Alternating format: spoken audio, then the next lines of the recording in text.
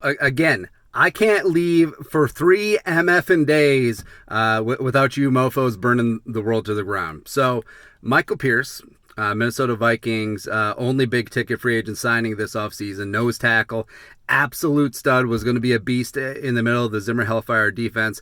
So he opts out of the season due to COVID-19 concerns, citing respiratory issues. Also, you factor in weight plus respiratory issues, so you do understand it, you do empathize with it, and also you do get that a player wants to put his health first, as well as the health of others close to him being in a high risk category and all. But man, so if you didn't think it was serious, it's starting to get serious, because you saw the spate of players opting out due to COVID concerns. Now, if a player opts out, if they're in a high-risk category, they get 350 dimes as well as their contract tolls. If they're not in a high-risk category, they get 150 grand and their contract tolls as well. So I'm guessing that Pierce is going to get that 350K, and then his contract tolls. He'll be a year older, but he's a relatively young player. I think he's 26, maybe 27, doesn't really matter.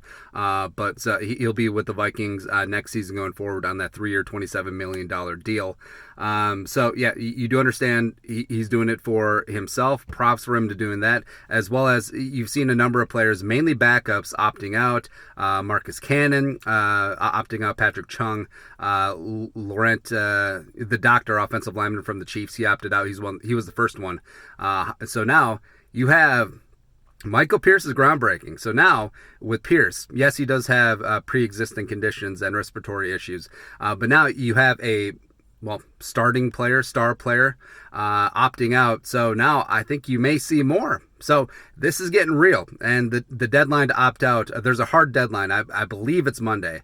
So we'll see what happens. But in the interim, man, that really does throw the Minnesota Vikings through a loop, because Michael Pierce is going to be that nose tackle, that rock the man in the middle, as well as I think he'd be really underrated in terms of pass rushing as well. I think that you're going to see shades of early Linval here with the Vikings. But man, Shamar Stephen, I think he's making the team. Jaleel Johnson better step up in year 4, as well as